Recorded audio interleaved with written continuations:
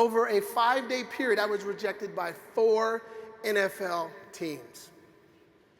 Think about your worst week. What does that look like for you? And more importantly, how do you respond to such challenges? I went to work, Cowboys called, I signed with the Cowboys. I was on their team. Cowboys in the house. I was on their team in 1989. When the season was over, Jimmy Johnson says, I don't think you can play in the NFL, kid. We're not going to sign you back. Does anybody remember how bad Dallas was in 1989? We were 1-15. I was like, you guys have never won a Super Bowl. I'm out of here. I leave and they win 3 Super Bowls. But the point is this, and this is what I'm trying to get to. I believe these FASCO moments, or these rejections or no's or challenges, these are some of the best mentoring moments. These are some of the best coaching moments if you embrace the lessons. And people that truly want to be the best as far as leadership, they always recognize there's areas for improvement. They recognize their weaknesses. And one of the best ways I have learned to respond to this is with curiosity. I like to ask, why did this happen? What can I learn from it? How can I turn this into an opportunity? I didn't blame someone else. I started focusing on myself. What can I do? Where can I make improvements? And as leaders setting the example, I encourage you to go there first. See where you can make improvements before you start pointing the finger at someone else. And then once you figure it out, dude, you gotta be ready to do the work. You gotta be ready to do the work. Blah, blah, blah, do the work. Success, achievement, accomplishing your goals, leading your team to higher ranks, it's a beautiful thing when it happens. But nobody's going to give it to you. You got to be willing to do the work. My track coach, Phil Walden, used to say this. I was 15 years old. He'd go, blah, blah, blah. He would do it like that, blah, blah, blah. Do the work. Because these athletes would come up with these excuses in terms of why they didn't run or why they didn't show up or why they didn't do this. He was like, no, no, no. You do the work, and when you do it with consistency, the results take care of themselves. So as leaders, I'm not talking about wearing yourself out, working 24/7, neglecting your health, your nutrition, your family. No, I'm talking about doing the smart work. And this is what I learned in the NFL. The difference between making it to the NFL and staying was your ability to work on the fundamentals. Do the work on the basics. Do the work on our skills. I didn't share this, but when I retired, I became owner of some medical companies in Kansas City, and then I ran a fitness equipment company in Atlanta, and I was the West Coast sales manager. I worked with 150 stores. And the thing that I noticed was that a lot of people did not spend time working on their skills, working on the basics, working on the fundamentals. See, in the NFL, that was automatic. I was a wide receiver, right? There's 4 ways to catch a ball. The diamond, pinky, your body, and one hand. I would spend hours after hours after hours putting in the work, perfecting the skill, catching with the diamond. When I got to the NFL, I'd say, you know what? I've been catching the ball since age 15. I don't need to work on this. When I got to my last year, I'd say, man, I've had a successful 9 years. I don't need to continue working on this. Continue to work on it. So my thought or challenge for all of you is, how much time do you spend as leaders working on the fundamentals, working on the basics? Because the basics are the basics, they don't change. We just have to decide how often we want to work on them. And when you do a little research, because I was doing some research, I was like, what are the most popular skills for leaders? Number 1 or number 2 was communication. How much time do you put in working on your communication skills? How much time do you spend improving them, enhancing them, getting better, being better at connecting and understanding your team members, or maybe even helping them developing their why? Or do you have this mentality of, I don't need to work on this anymore?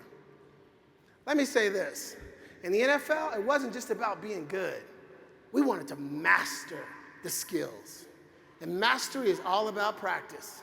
You gotta be willing to put in the work. You got to be willing to put in the practice. You got to be willing to put in the time. And sometimes you got to be willing to be bad enough, long enough until you get good. And then when you get good, you continue to work on those skills and you continue to perfect them. So the question is, are you willing to commit to do the learning, the growing, the failing, the innovating, all the things that it's going to take? Because remember, you set the example for your team. Let me tell you this. When I got to the NFL, you quickly learn something. Everyone is talented. And so you realize that when talent meets talent, talent's not enough. So as NFL players, we had to do more. We had to do something extra to make the team. It's a good reminder that in any competitive environment, whether it's sports, business, or life, natural ability is not what's going to take you there. And I know there's a lot of talented people in here. So my question to you, what are you doing daily to strengthen this team? Think about that. Well, here's a quick tip, and this is what I learned when I saw the parity. It was all about making those 1% incremental improvements. Making simple improvements in my game every day was a goal. Here. And that was the difference between whether you made the team or not, or whether you were an asset to the team or a liability. And ultimately, that's how I want you to think. How can you strengthen this team? And remember, everybody in here, you're a leader in some capacity.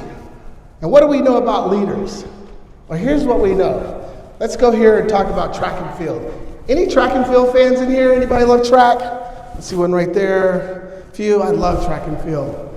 I love watching it more than football. Now, I was a long jumper and hurdler, but what I loved about the long distance run or races is this. When you see these long distance races, often they will have a runner in the front. They call him the rabbit. And the rabbit's job is to set the pace for the other runners. And they will run at a faster pace at the beginning. And the goal is that they create so much momentum that it pulls the other runners along, and then they drop out of the race halfway through. But if they did their job, these other runners are running at a fast clip. And they can run a PR, or maybe they're trying to qualify for the Olympics or World Championships. As leaders, you're the rabbit. But you don't drop out of the race, because leaders lead from the front. They set the pace. They set the standard. They set the tempo for the rest of the team. So if you want your team members to raise the bar of their performance, leaders do that first. And you set the standard of excellence and consistency. Because if you do it right, you pull the rest of your team members with you, and it can have a huge impact on your business. So to help you do that, I'm going to share a presentation that I call Seize Your Opportunities. I love the word opportunity because I felt that, and as you get to know me better, you're going to see I took advantage of a lot of opportunities. And an opportunity can be anything. Something you have to do, you want to do, or you need to do. You all have an opportunity at this summit to learn more about the company, the direction they're going in, networking and best practices and learning from each other and how you can continue to drive sales. I have an opportunity to present to you as the first guest keynote speaker. And my objective is to establish a framework so that you can maximize your experience here and leverage the knowledge, the information you're going to take in as you're at this event. And there's only one thing that I ask. I want you to take a look in the mirror and be honest with yourself. Evaluate yourself based on what I'm going to share and whatever else you learn, because in the NFL, everything was filmed. Imagine if you were filmed every day in your office. And then you take the film with your boss and they would analyze the film. And then your coworkers come to the room and they would analyze it too. And then you have to go home and analyze it yourself. That's what we had to do.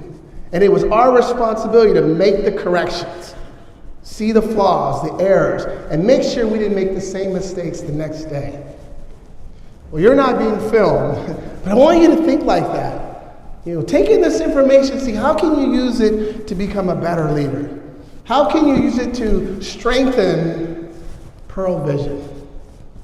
So who's ready to grow? Who's ready to be challenged? Who's ready to be inspired? If that's you, I want you to clap 2 times. All right, there's a lot of people in here. We can do better than that. If that's you, I want you to clap 2 times. That's what I'm talking about. All right, so let's go. Let's start here. So you got to get your head in the game. When you talk about going beyond boundaries, going above expectations, raising to new heights, you got to get your head in the game. And I believe this is one of the most perfect metaphors for life. Because every day mentally, we're either defeating ourselves or we're making ourselves champions. We're either in the game of life, leading the charge, or we're sitting on a sideline, whining and complaining about our circumstances. This is something our coaches would say to us all the time, because they want us to mentally prepare for the season, for training camp, for the game, because 90% of success, we know, is right between our ears. And as humans, we all deal with our own self-doubt, fear, excuses, self-limiting belief, negative thinking. And sometimes we allow outside influences to dictate how we think, and it affects our performance. So with this first point, I'm just talking about mindset. Mindset. Mindset is so important in anything you do because it has to do with what you think, why you think it, when you think it, how. It all matters. It's so critical. You could be having a conversation with a customer, a potential customer, a team member, a superior, whatever that one thought is, that one thought, so critical. It either takes you that way or that way. There is no in between. You either have the right mindset during that conversation to bring your best, or you don't. And if you don't, it's going to affect your performance, especially when things get challenging, especially when you're uncomfortable. And if you don't have your mindset right, how are you going to be able to perform at your best? If you're leading teams, how are you going to be able to effectively lead your teams? So let's talk about these 2 points. I love this concept. It was developed by Carol DeWitt. Fixed mindset versus a growth mindset. Again, as we talk about these, which one are you?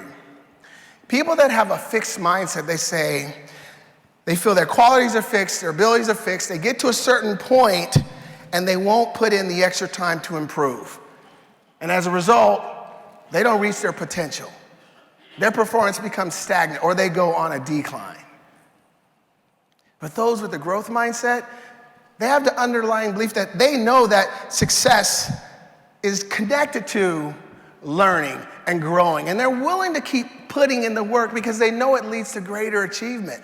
And these are the ones that are ready for opportunities because they're open and they're curious. And studies say that people that have a growth mindset, they naturally foster qualities like determination, resilience, perseverance, and grit.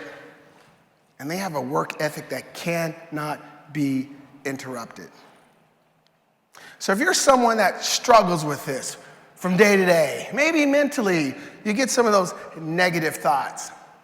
Here's what's always worked for a 5'10", 157-pound wide receiver. You adopt a positive growth mindset. We understand growth, a positive growth mindset. Because when you have a positive mindset, you're not rattled every day. Whatever happens, you're not fazed by it. You wake up every day and you're like, let's go, it's a new day, I'm ready to rock and roll. You see the bright side of everything. And you expect the best to happen. And you also see these as opportunities. And when you have a positive growth mindset, it's fueled by positive self-talk.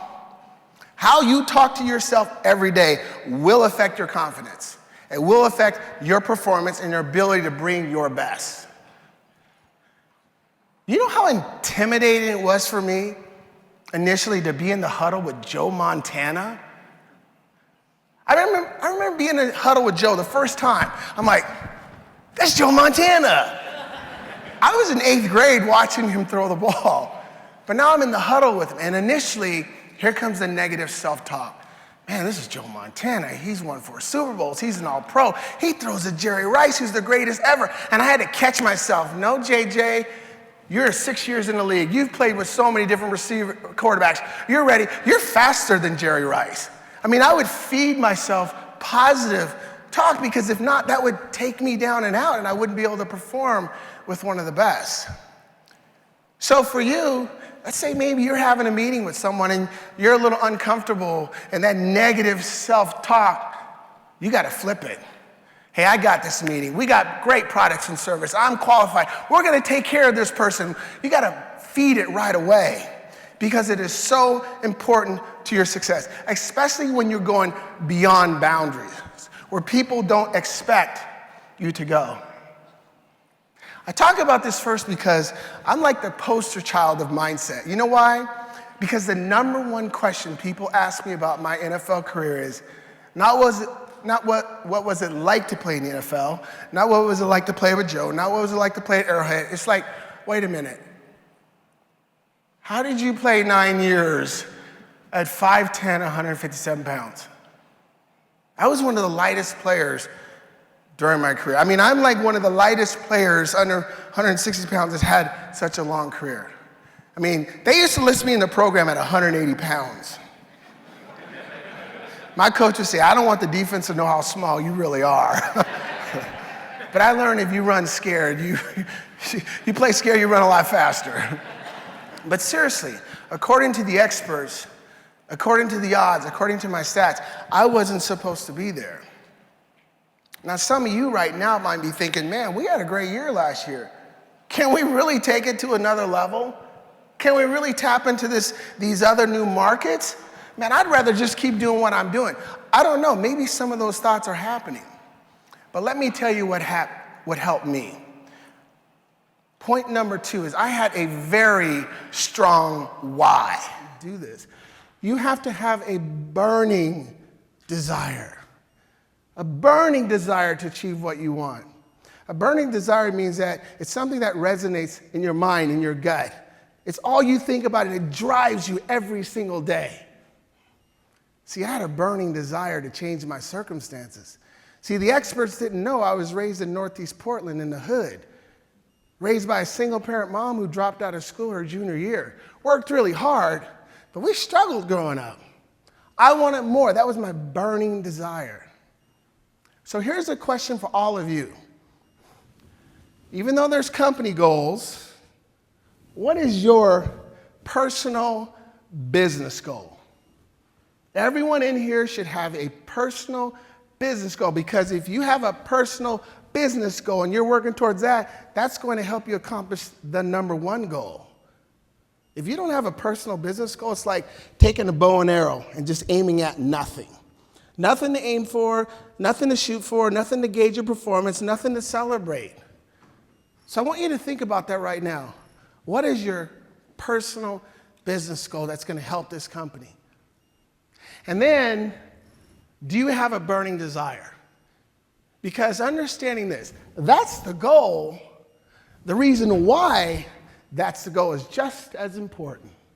So let's talk about this. Probably one of the most popular leadership points that are being taught throughout the world. Why do you do what you do? Your why is understanding your seed of motivation. Why you get up and do the different things you need to do. You ever thought about that? Why are you in this profession? Why do you want to grow? Why do you want to improve? Why do you want to make a bigger impact? Just because, or I don't know, will only take you so far. Because when you have those wall-kicking moments, it is so easy to slow down, start pointing the finger, making excuses, and not bringing your A game from day to day. To illustrate how important this is, I'm going to share something with you from Bob Schmidt. I love how he describes the why. He says, what if there was a plank, a foot wide, maybe 6 inches off the ground, and I need a parent. You don't have to come up here. Is there a parent out there? All right. What's your name? Alessandro. Okay. Alessandro, so if I offered you $20, would you walk that little plank off the ground that much, that wide? Yeah. He's like, yeah, I'll do it. Give me your money. Okay. Alessandro, let's make it interesting. What if I put that plank between 2 buildings that were 100 stories high, and I offered you $20? Would you walk the plank? He's like, no, you're crazy. Nobody's going to do that. All right, let's make it even more interesting. Give me the name of one of your children. Leo. Let's say if Leo is on the end of the building and the building's on fire and flames are looking at the back of his neck without hesitation. Yes. What's the difference? The motivation, the reason. And that's really the point I'm trying to emphasize, because if that reason is powerful, you're unstoppable. You know how many times I was in a game? I'm this little wide receiver who catches the ball, but sometimes they call X crackback. And I got to go down there and hit the linebacker. And I see 260 pounds, Junior Seau. One of the greatest who ever played, but he's 100 pounds bigger than me. I don't have time to sit there and go, dang, coach, I don't know if I want to do this. Junior's kind of big. No, I strap it up, I run down there, and boom, I hit Junior as hard as I could. Now, Junior would not move at all. But the point is, you saw little 88 the next day doing his job because of the why, to change my circumstances. So if you're sitting there thinking like, okay, this makes sense, but how do you figure out your why? Let me show you. Here's an exercise. We call it peeling the onion. You have to peel an onion to get to the core, get those layers off. You do the same thing to figure out your why. So I was in Chicago about 6 years ago. I was meeting with some people, and all of a sudden, the woman at the table said, hey, JJ, do you have any tips on losing weight? You seem kind of healthy. I was like, let me find out why she wants to lose weight. Why do you want to lose weight? I want to be healthy. Why do you want to be healthy? She said, well, I'd like to be able to get on the ground and play with my daughter. I said, why do you want to do that? She said, well, I just want to be around. What are you talking about? She said, well, my mom died of obesity when I was a child, and I want to make sure I'm around for her wedding. I said, bingo, there's your why. So if you don't want to follow your program, you want to give up, you want to cheat, read that, write it everywhere. But did you see what we did? You have to dig, and you have to be honest. And you can do this with any goal, but the point is, I'm trying to make is this. When the why is strong enough, the process to get there is not a challenge. You will do whatever it takes. So again, think about that reason that you want to be better this year. As a company, why do you want to be number one? Think about that reason. And if you can match your why with the company's why, now you got a dynamite combination there. And why is all this important? Mindset. Why? Because it's still going to come down to doing the work. Blah. You come to events like this, you take notes, you hear different speakers, you write down all this stuff, you're like, oh man, I'm going to blow it up. This is good. Maybe you wrote a couple things for my presentation, you're like, I'm just going to light this thing on fire. And then you go home and life gets in the way. And you revert back to the habits that maybe didn't serve you well, or the habits that are not going to allow you to hit that ultimate goal you want. Please write down this definition of commitment. Commitment is doing the things you said you were going to do long after the mood you set in has passed. I'll repeat. Doing the things you said you were going to do long after the mood you set it in has passed. You should be fired up after an event like this. You should be energized. Remember this, enthusiasm is great, but execution is everything. Make sure you go home and execute on the promises and the commitments you'll make at this event.